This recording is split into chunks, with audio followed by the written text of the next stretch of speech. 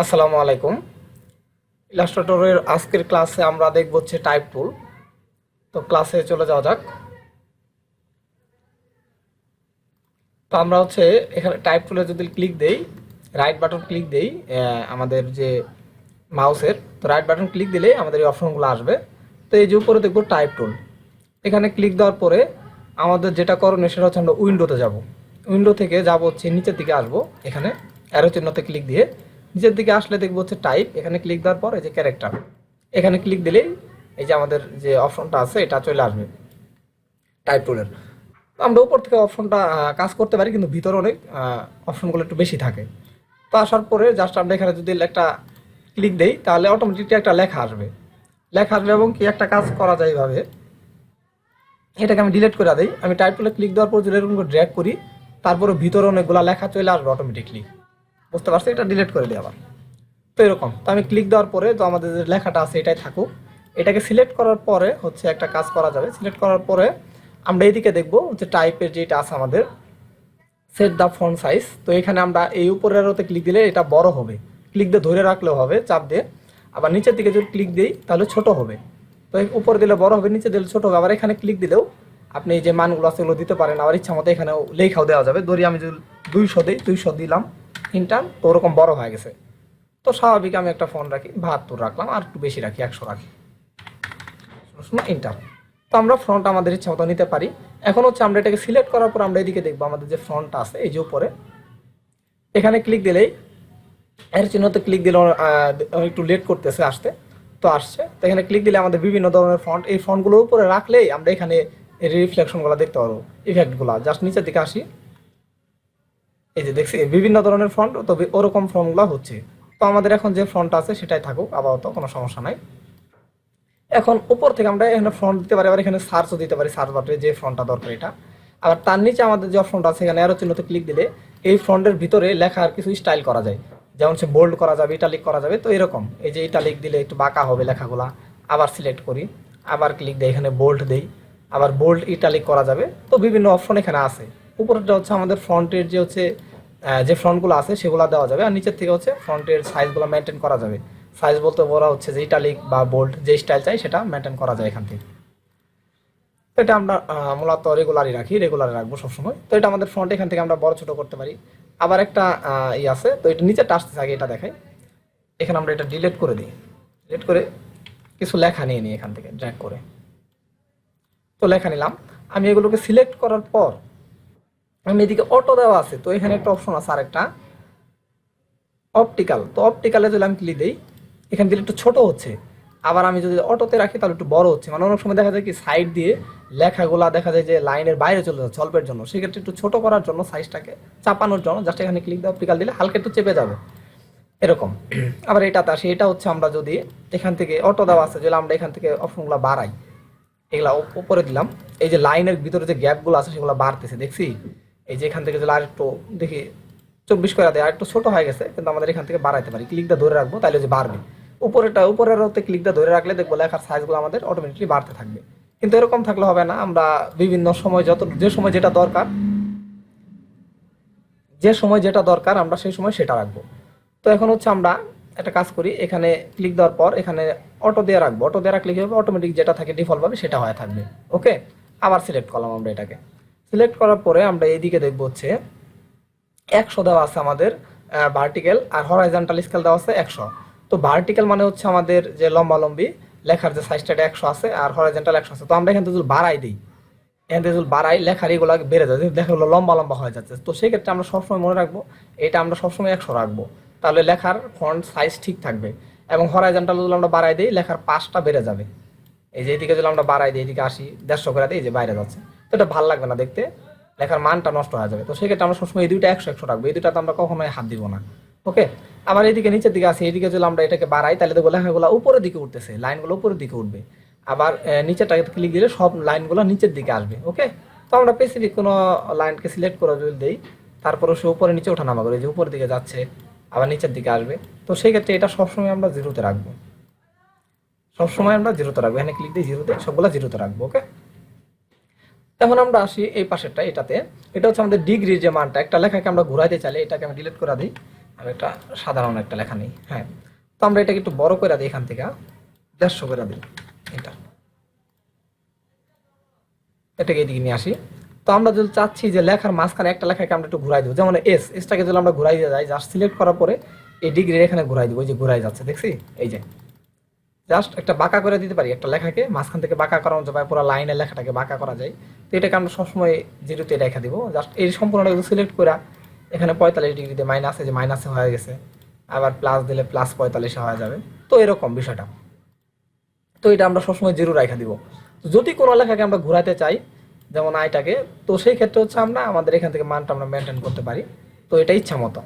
লোগোর ক্ষেত্রে এটা কাজে লাগে, অনেক ভালো কাজে লাগে।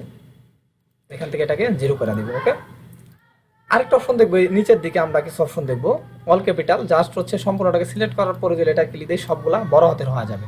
ওকে, আবার ক্লিক দিলে এটাকে, একটা ক্লিক দিলে কিন্তু এই যেরকম মার্ক হয়ে থাকবে, তো আরেকটা ক্লিক দিলে সে ছেড়ে দিবে। যতক্ষণ এখানে ক্লিক দেওয়া থাকবে ততক্ষণ হচ্ছে কি, আপনি যত লেখাই লেখেন না কেন সবগুলা কিন্তু এরকম ক্যাপিটালি আসতে থাকবে যদি এখানে ক্লিক দেওয়া থাকে। তো আবার আমরা এটা দেখি স্মল ক্যাপিটাল, এটা দিলে একটু ছোট ক্যাপিটাল, ও সবার লাইনের যে প্রথম যেটা আছে সেটা বড় থাকবে, আর সবগুলা হচ্ছে ক্যাপিটালি হবে, কিন্তু তার চেয়ে একটু ছোট হবে। তো এটাকে আমরা ক্লিক দিয়ে তুলে দিলাম। আবার এদিকে একটা অপশন দেখছি যে স্কোয়ারের মতো, তো আমরা এটাকে একটু ডিলিট করে দিই। তো আমরা এখানে লিখলাম হচ্ছে এ দিয়ে এখানে 2 দিলাম। যদি 2টাকে সিলেক্ট করে জাস্ট উপরের দিকে দেই, এটাতে যেই, তাহলে হচ্ছে স্কোয়ার হয়ে যাবে। স্কোয়ার, এই যে স্কোয়ারের কিছু অপশন এখানে দেওয়া থাকবে, এখানে গেলে একটু ছোট হবে, এরকম হবে, এরকম হবে। তো নানান ধরনের সিস্টেম এখানে দেওয়া আছে। ওকে, তো আমরা এটা ইচ্ছা মতো নিতে পারি। আবার চাচ্ছি না, সিলেক্ট করে আবার এর উপরে ক্লিক দিলে হয়ে যাবে। আবার এটাকে সিলেক্ট করলাম, সিলেক্ট করে এই পাশাটাকে ক্লিক দিই, এটাতে ক্লিক দিলে হচ্ছে সাবস্ক্রিপশন, এখানে ক্লিক দিয়ে নিচেরটাতে আসবে। ওকে, তো নিচে আমরা কিভাবে নিব, তো এইভাবে নিতে পারি। জাস্ট আবার ক্লিক দিলে এটা কি হয়ে যাবে, উঠে উঠবে। তো সাবস্ক্রিপ্টটা আমরা এইভাবে ব্যবহার করতে পারি। তো এরকম হবে। এটাকে আমরা ডিলিট করে দিই এখান থেকে, দরকার নাই।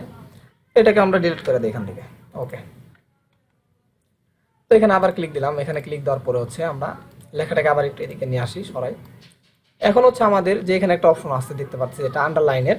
তো এটাকে আমরা যদি এখন সিলেক্ট করি, সম্পূর্ণটাকে ধরে এইটুকু সিলেক্ট করলাম আমি। সিলেক্ট করার পরে আন্ডারলাইনে ক্লিক দিলে নিচে একটা আন্ডারলাইন আসবে, যে আন্ডারলাইন চলে আসছে। তো আমরা লেখাকে একটা মার্ক করার জন্য বা হচ্ছে একটা শূন্যস্থান দেওয়ার জন্য এটা ব্যবহার করতে পারি, অনেক ক্ষেত্রে এডিট করার জন্য এটা ব্যবহার হয় এরকম। তো আবার সিলেক্ট করার পরে যদি আমরা এটাতে ক্লিক দিই, তাহলে এটা চলে যাবে। ওকে, আবার এটাকে সিলেক্ট করলাম। এখন চাচ্ছি যে এই লেখাটা থাকবে না, তো লেখার ভিতর দিয়ে আমরা সময় কাটা দিতে চাই না, দেখা যাচ্ছে এই লেখাটা যদি আমি সরাই দিই তাহলে ফ্রন্টটা চেঞ্জ হয়ে যাবে, কোনো সমস্যা হবে। জাস্ট এখানে সিলেক্ট করার পরে আমরা যদি এই যে এটা দিয়ে দিই, ঠিক আছে, এটা দিলে হচ্ছে আমাদের লেখার ভিতর দেওয়া সরাসরি একটা আন্ডারলাইন চলে আসবে, সেটা হচ্ছে লেখার ভিতর দিয়ে আসবে। এটা আসলে হচ্ছে লেখাটাকে যে আমাদের হচ্ছে না, যে ভুল লেখা আছে, সেক্ষেত্রে এটা আমরা ব্যবহার করতে পারি এই ক্ষেত্রে।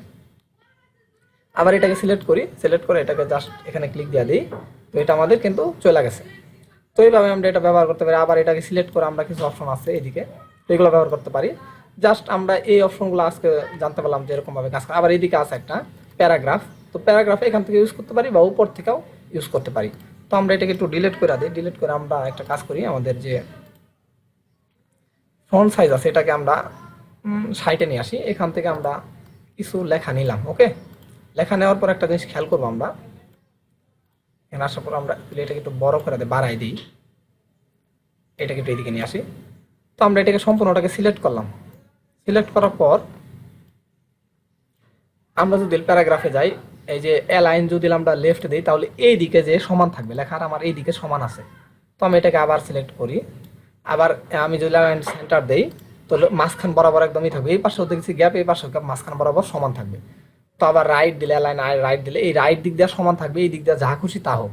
ওকে, এই দিক দিয়ে সমান থাকবে। তো আবার যদি আমি এটা দিই, জাস্টিফাই দিলে সব দিক দিয়ে কিন্তু পারফেক্ট আছে, জাস্টিফাই দিলে। তো আমাদের এইগুলোর ব্যবহার বেশি হয়, এইগুলোর ব্যবহার খুব কম হয়। তো এটা দিলে এটাও জাস্টিফাই, এটা দিলেও ভালো হয়, ঠিক আছে। জাস্টিফাই অল সবগুলো সুন্দর হয়ে যায়, কিন্তু সবসময় ডিফল্টভাবে আমাদের অ্যালাইন লেফটই থাকে। ওকে, তার ওপেন টাইপ এদিকে আমরা ব্যবহার করতে পারি, কিছু ওপেন আমাদের টাইপিং অপশন দেওয়া আছে। তো এটা ব্যবহার না করাই ভালো, থাকো। আর কেউ যদি ব্যবহার করতে চাই তাহলে করতে পারি, সমস্যা নেই। তো খুব কম দরকার পড়ে ওইগুলো আমাদের। তো আবার এদিকে আমরা সিলেক্ট করার পর এদিকে আমরা কিছু অপশন আছে লেখার, আমাদের কোন ইউএস এর চাচ্ছি নাকি আমেরিকান চাচ্ছি না ইউকে চাচ্ছি, ঠিক আছে। তো এদিকে আমরা জাস্ট ইটালিক এগুলো ব্যবহার করতে পারি। তো এটা সিলেক্ট করলাম। সিলেক্ট করার পর হচ্ছে এখন হচ্ছে এই পর্যন্ত কাজ আমাদের হয়েছে আপাতত। তো এটা সিলেক্ট করে আমরা জাস্ট এখন লেখার কালারটা পরিবর্তন করব। তো আমরা যদি এই দিকে ক্লিক দিই, এখানে ক্লিক দিই বা হচ্ছে এখানে ক্লিক দিই, জাস্ট যেখান থেকে ক্লিক দিই আমরা এখান থেকে লেখার সিলেক্ট করার পরে জাস্ট কালার চেঞ্জ করতে পারবো। জাস্ট সম্পূর্ণ লেখাটাকে সিলেক্ট করবো, এখান থেকেও কালার চেঞ্জ করতে পারি বা এখান থেকেও আমরা কালার চেঞ্জ করতে পারি। এখানে দেওয়াই থাকে, এরকম ক্লিক দিলে যে কালারটা দিব এখানে এই কালারটা আসবে। ওকে, বা যে কোনো একটা লাইনকে যদি সিলেক্ট করে কালার পরিবর্তন করে দিই তারপরেও লেখার কালার পরিবর্তন হবে। আবার লেখার আন্ডারলাইন যদি চাচ্ছি হচ্ছে লেখার যে হচ্ছে আউটলাইন, সরি আউটলাইন যদি হয় তাহলে এটাকে সিলেক্ট করলাম, যদি এই লেখাটুকু চাই তাহলে এখান থেকে দিব হচ্ছে আউটলাইন, এই দিলাম, এই যে লেখার একটা আউটলাইন চলে আসছে, ওই যে হালকা হালকা লাল লাল আসছে। জাস্ট সিলেক্ট করার পর আবার আউটলাইন আমরা বাড়ায়ও দিতে পারি, কোনো সমস্যা হবে না। এখানে আউটলাইন দিলাম, আবার এখান থেকে আউটলাইনে যদি স্ট্রোক বাড়াই দিই তাহলে এই দেখছি আউটলাইনের ওই একই কালার হয়ে গেছে, তো সেটা বোঝা যাচ্ছে না। এখানে আসি আলাদা কালার দিই একটা, এই যে এখন দেখতে পারতেছি ওই সেম আউটলাইন এত বড় হয়ে গেছে যে ওই লেখার আর নিজস্ব কালার এখন বর্তমানে নাই। তো আমরা এখান থেকে জাস্ট আউটলাইনটাকে আমরা ওয়ান করে দিই, তাহলে দেখতে পারবে যে হালকা হালকা হলুদ আছে।